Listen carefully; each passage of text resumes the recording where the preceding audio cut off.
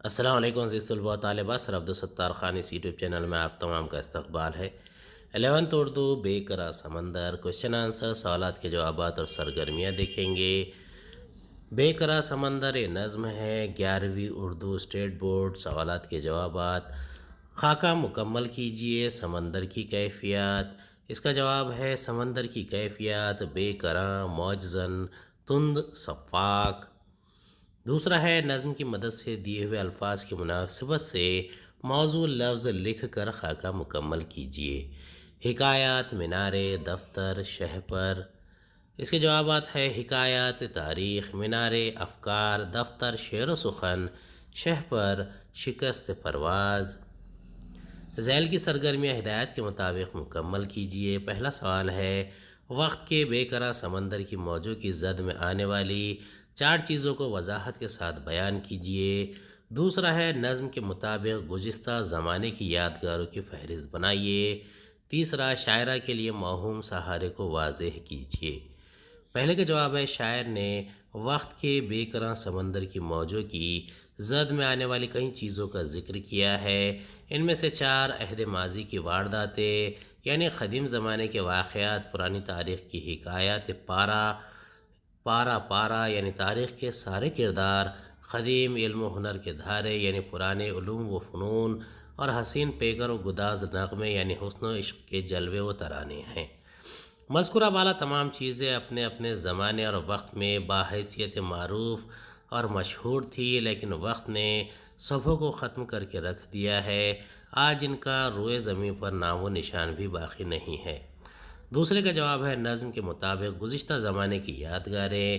پہلا جلوہ طراز دن، دوسرا سوگوار راتیں، تیسرا سلگتے ہوئے سفینے، چوتھا حیات نو کے قرینے، پانچواں پرانی تاریخ کی حکایات، چھٹا اہل زر اور اہل جہ و ثروت، ساتواں قدیم علم و ہنر کے چشمے مراکز، آٹھواں بلند افکار کے مینارے، نواں شعر و سخن کے دفتر، 10واں شکست پرواز کے شہپر، 11واں گداز نغمے، 12واں حسین پیکر۔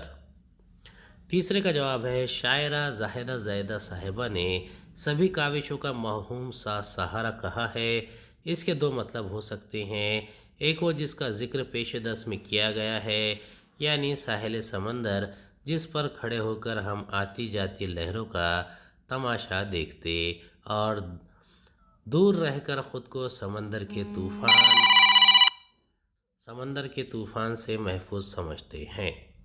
دوسرا وہ آلات اور وسائل جن کے استعمال سے ہم بے کراں سمندر کی تند و تیز موجوں سے نہ صرف محفوظ رہنے کی کوشش کرتے ہیں بلکہ ان کا سامنا و مقابلہ کرنے کا حوصلہ پیدا کرتے ہیں، لیکن سونامی و دیگر طوفانوں کے شدائد نے ہر 2 باتوں کو ناکام اور نقصان دہ کر کے رکھ دیا ہے۔ چوتھا سوال ہے فنا کے سیاہ تاریک غار کا مرادی مفہوم تحریر کیجیے۔ پانچواں ازل سے ابد تک وقت کے دھارے کے سفر کی وضاحت کیجیے۔ چھٹا وقت کا بے کراں سمندر پر اپنی رائے تحریر کیجیے۔ ساتواں عہد ماضی کی وارداتوں سے شاعرہ کی مراد لکھیے۔ چوتھے کا جواب ہے فنا کے سیاہ تاریک غار سے مراد موت ہے۔ غار کی مناسبت سے خبر کا مطلب بھی ظاہر ہو رہا ہے۔ پانچواں ہے ازل سے مراد وہ زمانہ ہے جس کی کوئی ابتدا نہ ہو، اور ابد سے وہ زمانہ جس کی انتہا نہ ہو۔ ازل تا ابد کے عمومی معنی اول تا آخر کے ہوتے ہیں۔ کائنات کی ابتدا سے قیامت تک وقت کا مزاج اور رویہ وہی رہا ہے جس کا ذکر شاعرہ نے نظم بے کراں سمندر میں کیا ہے، یعنی وقت کے بے کراں سمندر کی تند، شفاق و قیامت خیز موجوں کی زد میں جو بھی چیز آتی ہے اس کا وجود ختم ہو جاتا ہے، وہ فنا ہو کر رہتی ہے۔ چھٹا ہے زاہدہ زیدی صاحبہ کی نظم بے کراں سمندر، سبق آموز اور عبرت انگیز نظم ہے۔ اس میں انہوں نے وقت کے وسیع و خوی ہونے کو بے کراں سمندر سے ظاہر کیا ہے، اور نظم میں وقت کے بے کراں سمندر ترتیب استعمال کیا ہے۔ ہر چند کے وقت ظاہری وجود رکھنے والی کوئی شے نہیں ہے، لیکن حقیقت میں بے پناہ طاقتور ہے۔ اس کی زد میں آنے والی ہر شے اپنا وجود کھو بیٹھتی ہے، لہٰذا ہمیں چاہیے کہ وقت سے ڈر کر رہیں اور وقت کی قدر کریں، ورنہ بپھر کر رہ جائیں گے۔ شاعرہ کی نصیحت میں سارے انسانوں کی بھلائی مضمر ہے۔ सातवें का जवाब है, शायर ने वक्त के बेकरार समंदर की मौजों की जद में आने वाली कई चीज़ों का जिक्र किया है। इनमें से चार अहद माजी की वारदातें, यानी क़दीम ज़माने के वाक़यात, पुरानी तारीख़ की हिकायत पारा पारा, यानी तारीख़ के सारे किरदार, क़दीम इल्म व हुनर के धारे, यानी पुराने इल्म व फ़नून, और हसीन पेकर व गुदाज नगमे, यानी हुस्न व इश्क के जलवे व तराने हैं। मज़कूरा बाला तमाम चीज़ें अपने अपने ज़माने और वक्त में बाहैसियत मारूफ और मशहूर थी, लेकिन वक्त ने सबों को ख़त्म करके रख दिया है। आज इनका रोए ज़मीन पर नामो निशान भी बाकी नहीं है। आठवां सवाल है, झैल के मिसरों का आसान इस्तेहसान इस तरह कीजिए कि वक्त, माजी और हाल की तब्दीलियों का एहसास वाज़ेह हो जाए। गुदाज नगमे दिलों की धड़कन बने हुए थे, हसीन पैकर निगार खानों में जो दिलों के सजे हुए थे, अज़ल से खाशाक की तरह तुंदो तेज़ धारों में बह रहे हैं। अबद की तारीक वादियों में वो गिर के मादूम हो रहे हैं। इसका जवाब है, दिलों पर हुकूमत करने वाले, इश्क व मोहब्बत के नगमे और निगार खानों की जीनत बनने वाले हसीन पैकर अपने अहद में शोहरत व हर दिल अजीज़ी की बुलंदियों को छूते थे, लेकिन वक्त के तुंद तेज़ धारे ने भी कूड़ा करकट की तरह बहा ले गए, और आज वो मनो मिट्टी के नीचे दफन है। आज इनका कोई नाम लेवा नहीं है, यहाँ तक कि इनकी खबरों के निशान भी बाकी नहीं हैं।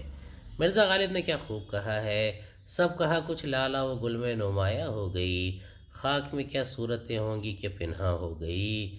हयात व मौत और बक़ा व फ़ना का ये सिलसिला हमेशा हमेश से जारी है, यानी वक्त का मिजाज और रवैया बदलने वाला नहीं है। नज़्म में वक्त के लिए इस्तेमाल किए गए इस्तिआरे तलाश करके लिखिए। इस नज़्म का खुलासा अपने अल्फाज में लिखिए। वक्त के लिए इस्तेमाल किए गए इस्तिआरे, बेकरार समंदर, तंदो सफ़ाक धारा, महशर बदोश धारा। खुलासा वक्त का तस्वुर कभी फ़लसफ़े का मौजू था। यूनान और हिंदुस्तान के फ़लसफ़ियों ने इसके ताल्लुक़ से कई नज़रियात पेश किए हैं। दिन रात मौसमों के गुज़रने से आम आदमी भी वक्त के तस्वुर की कुछ न कुछ समझ ज़रूर रखता है। इसके बावजूद वक्त क्या है, ये कैसे गुज़रता है, और दुनिया वालों पर इसके असरात किस तरह मुरतब होते हैं, इन सवालों के सही जवाबात कभी न मिले। फिर वो वक्त आया कि फ़लसफ़ियों के बाद साइंसदानों ने वक्त को ज़मीनी और खलाई वक्त में तकसीम कर दिया। इनके मुताबिक ज़मीन और खला में वक्त के गुज़रने का तस्वुर बिल्कुल मुख्तलिफ है।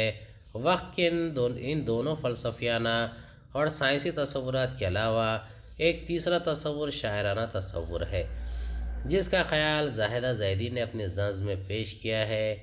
वक्त का तस्वुर शायराना इसलिए कहलाता है कि फ़नकार इसे कभी इस्तिआरे के तौर पर इस्तेमाल करते हैं, जैसे इस नज़्म की सतर ये वक्त का बेकरार समंदर, और कभी अलामत के तौर पर जैसे ओज परस्तार तुंदो तेज़ धारा। नज़्म में वक्त की समंदर की लहरें माजी से हाल और मुस्तक़बिल तक की हर चीज़ को बहा कर ले जा रही है। क़दीम ज़माने के वाक़यात, तारीख़ के सारे किरदार, पुराने उलूम व फ़नून वग़ैरह सब वक्त के तेज़ तुंद धारे में बहे जा रही हैं।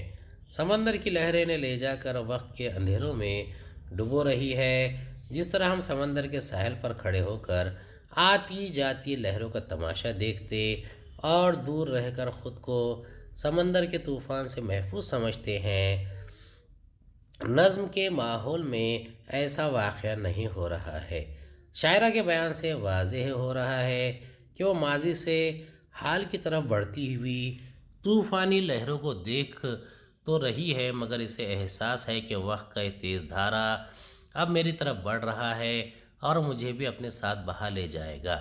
ये एक आज़ाद नज़्म है जिसमें रदीफ़ काफ़ियों का इस्तेमाल अक्सर नहीं किया जाता, मगर शायरा ने इसमें बहुत से काफ़िए शामिल करके नज़्म की रवानी को तेज़ कर दिया है, जैसे वारदाते, राते, सफ़ीने, क़रीने, पारा पारा, सितारा वग़ैरह। उम्मीद है आपको हमारा वीडियो पसंद आया होगा। अगली वीडियो में दोबारा मुलाकात होगी। खुदा हाफिज़।